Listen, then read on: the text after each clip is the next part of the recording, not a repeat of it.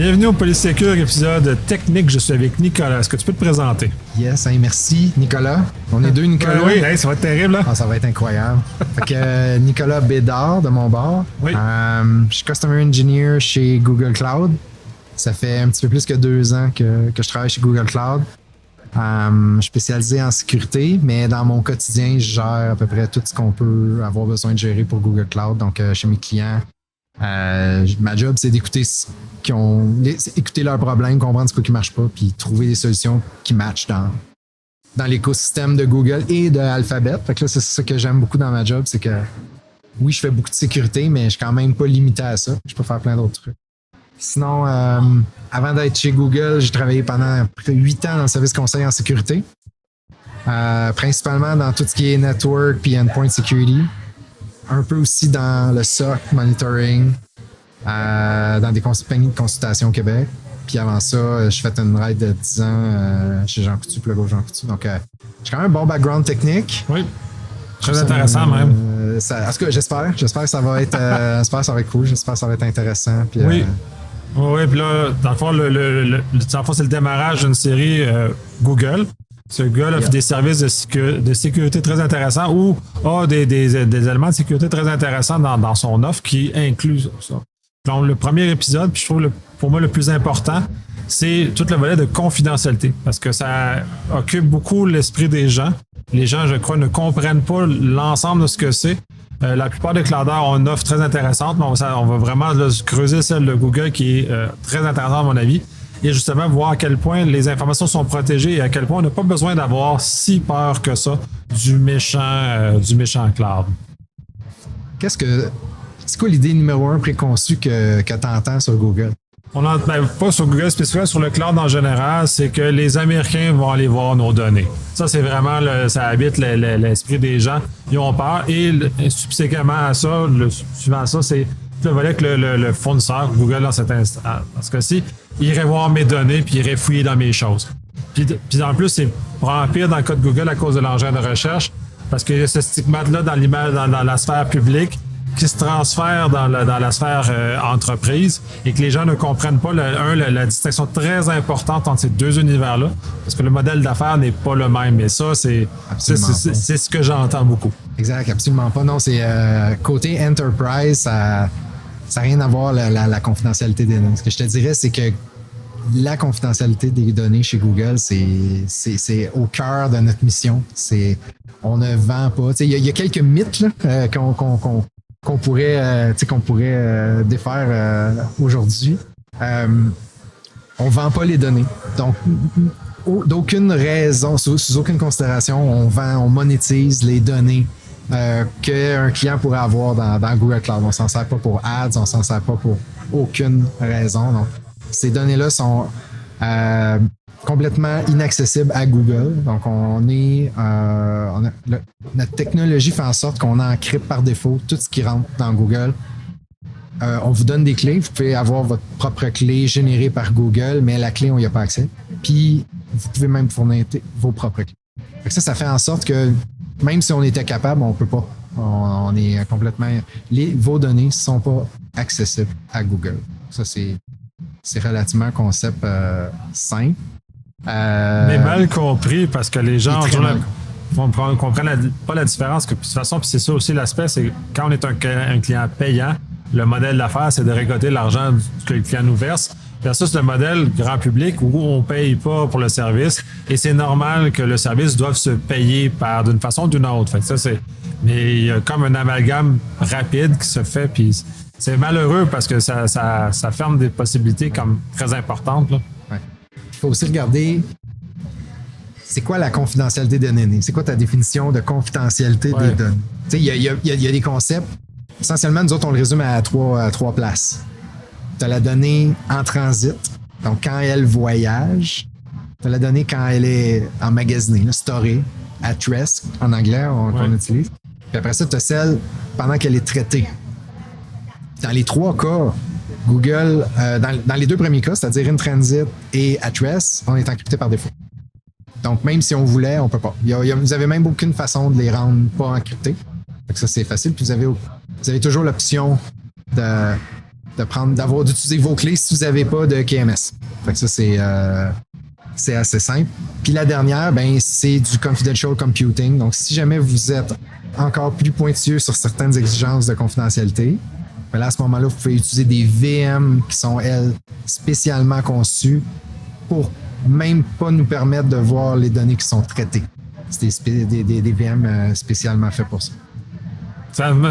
Moi, ça me fait toujours rire. On me sort l'exemple, oui, mais ils peuvent voir, mais c'est parce que, la masse de données, est-ce qu'ils vont vraiment aller spécifiquement les voir? Puis surtout sur du compute, qui est naturellement de l'éphémère, parce qu'une fois que le compute est terminé, il n'existe plus. Soit il redevient en mouvement, soit il redevient au repos, puis le résultat va être rendu comme ça. Fait que c'est très intéressant. Ce qui est aussi peut-être préoccupant pour bien des gens, la traçabilité, parce que je suis pas sûr que la transparence du fournisseur est légale. Comment Google aborde justement le degré de transparence d'accès qui pourrait potentiellement être fait par un ingénieur de chez Google? Oui. Bon, ben, maintenant qu'on a statué qu'on ne pouvait pas accéder à la donnée en tant que telle, maintenant, comment on fait pour supporter un client? Donc là, dans les faits, c'est deux choses. C'est-à-dire, mettons qu'on a un client qui a un problème. Il n'est pas capable de faire une configuration, il y a quelque chose qui a arrêté de marcher, il ne sait pas pourquoi. Il a besoin d'aide de notre centre d'appel. Donc là, il va ouvrir un appel de support, comme dans tous les centres de support. Puis à ce moment-là, l'ingénieur va lui demander formellement l'autorisation de se connecter à la console. Donc, c'est vraiment une question, on n'accède pas à la donnée directement, on accède à la console de la personne qu'on essaie d'aider. Puis à ce moment-là, chaque action, chaque activité et même le fait de demander l'autorisation est logué. Donc, dans votre instance cloud, il y a quelque chose qui s'appelle Cloud Login qui ont essentiellement tous les logs de la plateforme, tous les logs des workloads, tous les logs de sécurité. Mais il y a une partie de ça qui est les logs qui ont été générés par des employés du centre de support de Google qui vous aident. Fait que toutes les traces sont laissées. Vous pouvez faire ce que vous voulez avec. Vous pouvez faire des rapports, vous pouvez les exporter, les archiver, vous pouvez faire ce que vous voulez, mais ces données-là, c'est implicite. Ça arrive 100% du temps dès qu'un employé du support de Google doit accéder à vos données. Fait que first, vous avez besoin de l'autoriser. Puis une fois que l'autorisation est faite, il y a une trace qui est gardée. Je pense que c'est un élément très rassurant pour ceux qui sont plus nerveux, justement, cette trace-là, parce que, justement, on a peut-être tendance à pas nécessairement faire confiance dans ce contexte-là. Et les éléments suivants, justement, quand tu m'as posé comme question en entrée de jeu, c'est quoi ce que j'entends? Ben, le méchant gouvernement américain. Mais essentiellement, c'est pas juste le méchant gouvernement américain. C'est tout gouvernement qui a un intérêt légitime à accéder à de la donnée avec des subpoena ou des mandats de la Cour et ainsi de suite, qui vont justement aborder ce genre de choses-là. C'est peut-être là la plus grande part à quel point les forces, surtout étrangères, dans le cas d'un contexte de souveraineté, peuvent venir justement aller voir nos données qui sont stockées dans Google. Il y a des processus, puis je pense que ça aussi, c'est pas clair pour les gens à quel point ces processus sont encadrés. C'est pas un bar ouvert, puis il y a des éléments autour qui viennent justement calibrer cet accès-là selon des principes très définis. Là. Non, c'est clair. J'essaie de regarder dans mes notes, te donner d'autres références. Tu sais. Si jamais un gouvernement devait faire une requête, parce qu'il y en a, veut pas, il y a des enquêtes pour la fraude et toutes sortes de sur des personnes. Le processus de requête est encadré. Vous avez de la visibilité sur les requêtes qui nous sont faites d'une entité gouvernementale aussi. Fait que ça, c'est pas fait dans le dos de personne. C'est de la minute qu'il y a une enquête qui est faite sur n'importe qui, puis qu'il y a une requête officielle qui est faite à Google, vous allez voir ce processus-là. Ce processus-là, c'est même documenté. La manière que ça se passe, c'est on va rediriger le contact de la personne de l'entité gouvernementale à vous directement. On va revoir les requêtes pour la validité, puis c'est s'assurer que tout est correct dans le cadre légal, puis on va vous notifier, on va vous aviser avant que chaque information soit donnée à l'instance gouvernementale, si c'est pas empêché par la loi, s'il n'y a pas une loi qui empêche de faire ça. Par la suite, il y a un Transparency Report qui existe, qui va vous permettre d'aller justement voir tout ce qui a été communiqué, si jamais elle a été communiquée et approuvée par vous. C'est essentiellement comme ça que ça fonctionne. Mais évidemment, si l'information a été encryptée, puis vous avez les clés, on va donner un paquet de blurb, puis... Oui, ben c'est ça, c'est ça l'ultime protection, c'est d'avoir les clés soi-même. Fait que dans cet univers-là. Fait que c'est très intéressant.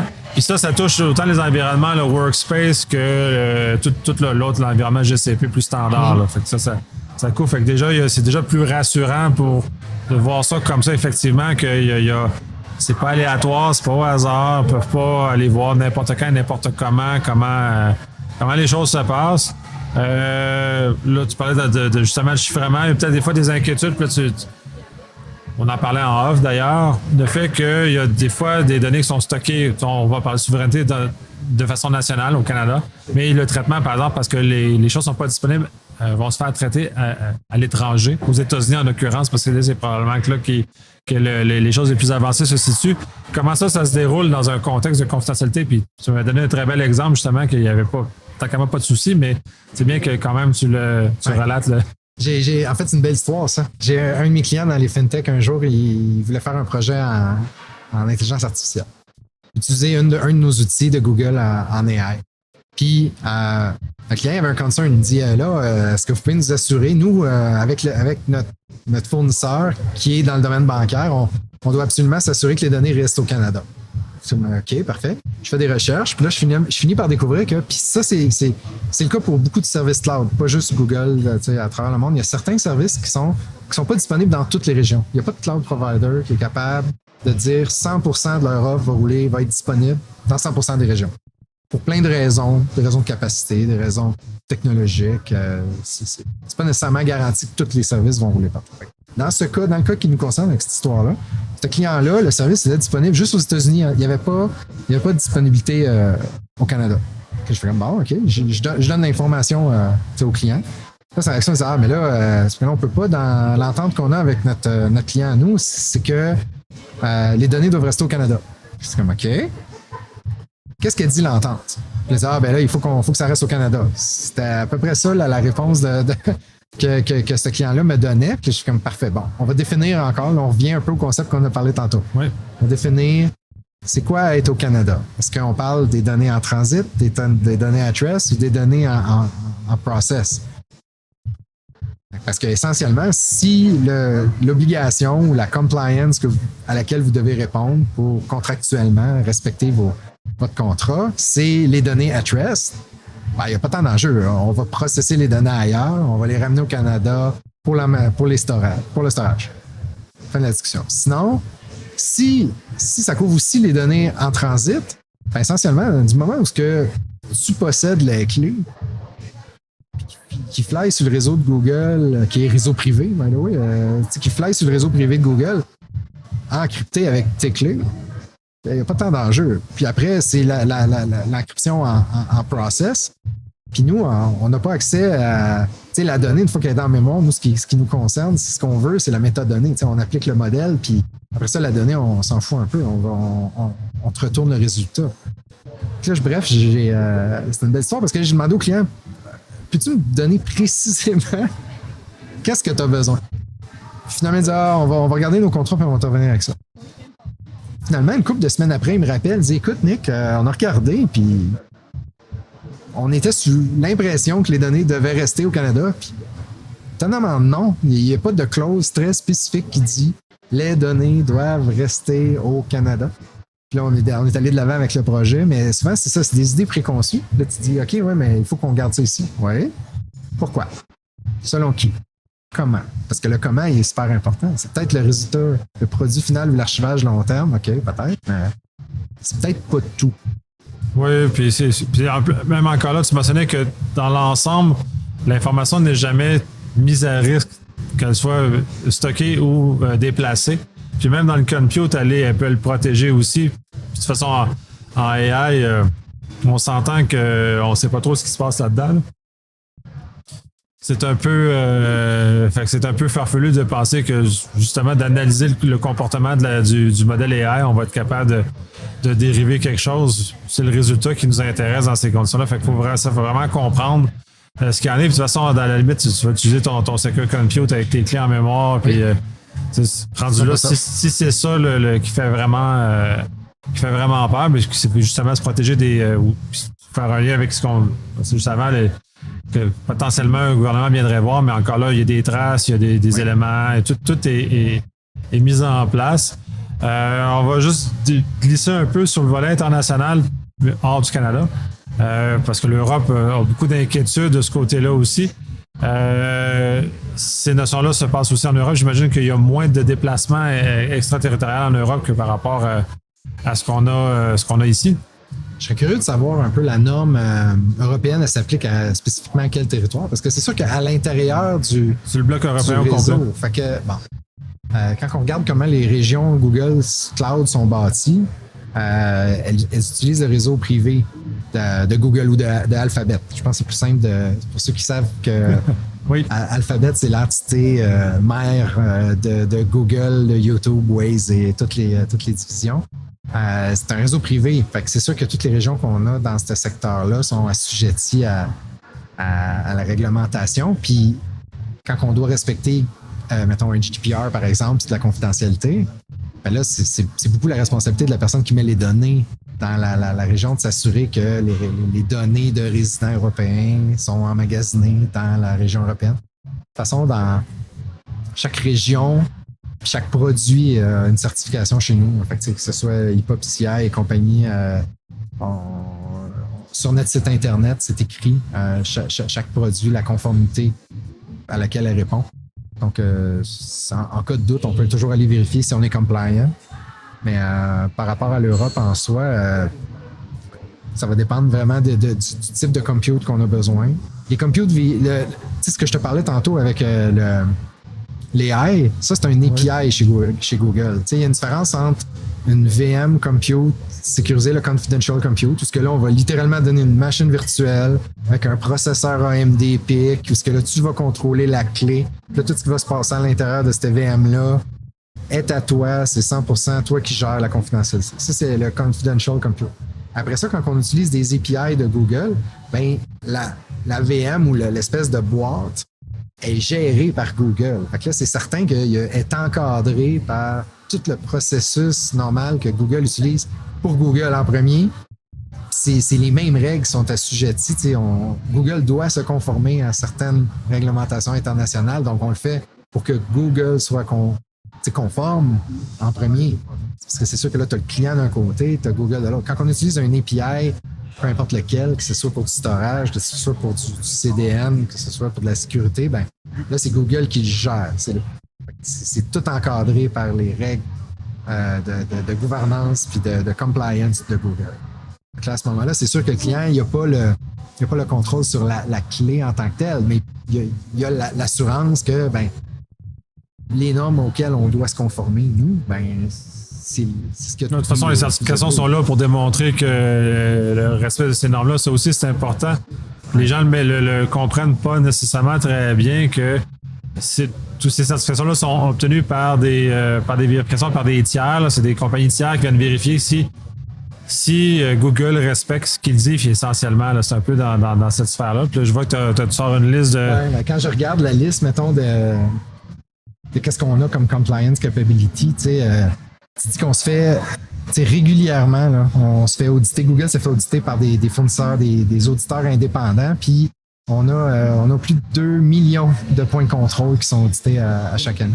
C'est comme ça qu'on réussit à maintenir toutes les certifications régionales et industrielles, donc qui sont globales. Donc c'est quelque chose qu'on prend au sérieux, je te dirais, vraiment. Puis on l'a toujours pris au sérieux parce que d'abord et avant tout, Google Cloud, il faut comprendre que Google Cloud fait partie de l'environnement d'Alphabet. C'est une infrastructure mondiale que Alphabet ou Google a construite au début fin des années 90, début des années 2000. Donc, c'est pas une infrastructure qui a été créée récemment. Là. C'est la même infrastructure qui a été créée qu'on utilise depuis 20 ans. C'est comme ça qu'on roule Search, Ads, YouTube, Gmail. C'est la même, globalement, c'est la même infrastructure. Donc, en termes de conformité, c'est des enjeux qu'on a réglés il y a longtemps.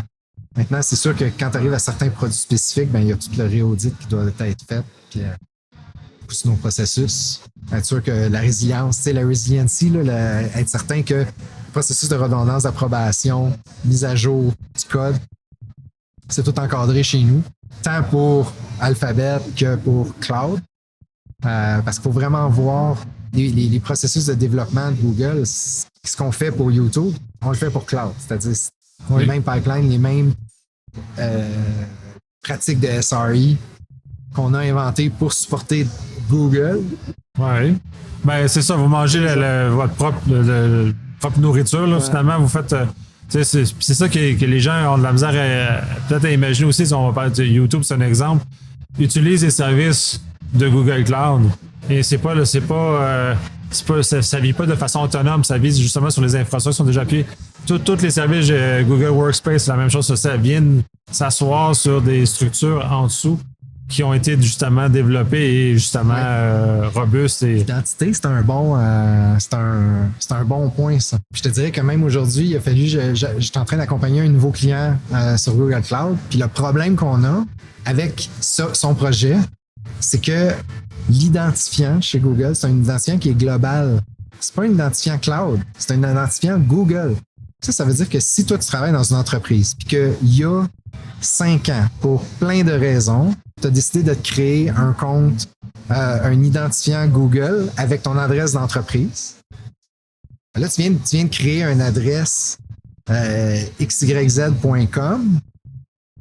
Là, elle existe dans l'entité d'identification de Google. Fait que là, tu peux te connecter sur Gmail avec ça, tu peux te connecter sur YouTube, tu peux te connecter sur Search, c'est tous les services de Google en général, tu peux l'utiliser comme identifiant. Là, qu'est-ce qui arrive si tu as une organisation puis tu as 100, 200, 1000 personnes qui, à gauche puis à droite, ont commencé à faire ça, ont commencé à s'ouvrir des comptes G Suite ou G Workspace, puis là, commencé à mettre des photos, des documents, puis là, toi, t'as jamais utilisé Google Cloud de ta vie. Là, t'arrives, puis là, tu dis, bon, on a un projet. Il y a un produit de Google, mettons, en Data Analytics, le Data Lake basé sur BigQuery de Google, qui est fantastique. On veut aller là-dedans. On part le projet. Bon, première étape, on a besoin d'intégrer l'IDP pour pouvoir s'interfacer avec un identifiant unique. Mettons que l'IDP, c'est Azure dans ce cas-là. On est capable de fédérer ce qui se passe dans Azure, puis juste utiliser dans le cloud. C'est parfait, tout va bien. Mais à la fin de la journée, là, il va falloir que tous les comptes xyz.com que tu as créés pour Pierre-Jean-Jacques à gauche puis à droite, pour des besoins qui n'ont pas rapport avec la business, il va falloir que l'entreprise ou l'organisation reprenne possession de ces comptes-là. Parce qu'autrement, s'ils ne prennent pas possession de ces comptes-là, il n'y a aucune chance que tu puisses enregistrer le domaine xyz.com pour t'en servir dans le cloud. Oui. Gros problème. Oui, gros problème. Je pense qu'il y en a beaucoup que mars 2020 se sont butés à ce genre de problème-là, qui ont découvert qu'il y avait déjà des instances qui avaient été ouvertes et mises à l'abandon. Là, puis là, sur tout fournisseur confondu, cette situation-là a dû faire mal à bien des gens.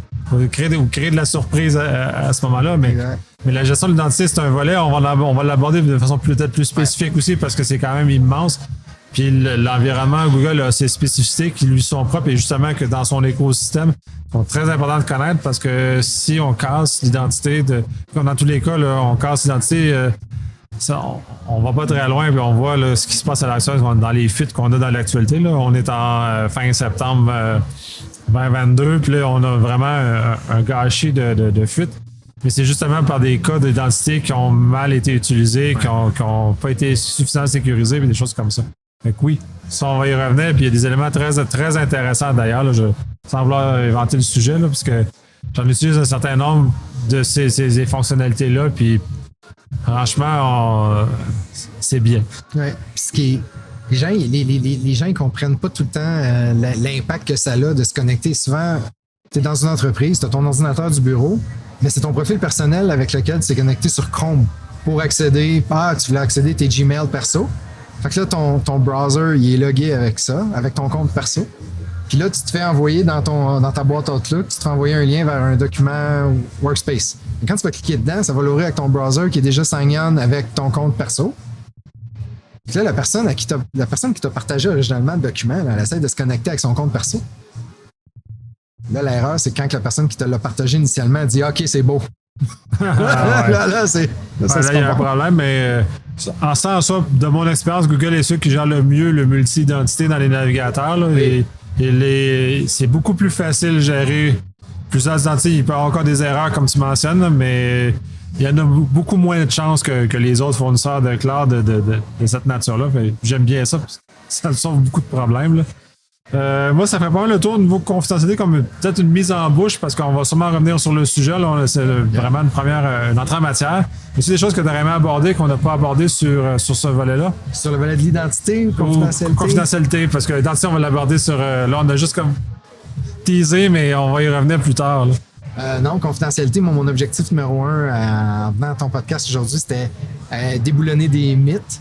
Je veux vraiment mettre de l'emphase sur le fait que Google monétise pas les données de nos clients, qu'on n'y accède pas, on peut pas. On les vend pas, on n'y accède pas. Ça laisse une trace. Ça laisse toujours une trace. Je pense que c'est vraiment ça qu'il faut garder en tête. Vous avez plein contrôle de nous auditer par rapport à ces données-là. Vous pouvez monter des tableaux de bord si vous voulez. Vous avez tout accès à ça à travers la console cloud. C'est pas un enjeu. Parfait, mais merci beaucoup. Merci, ça a été cool. Oui.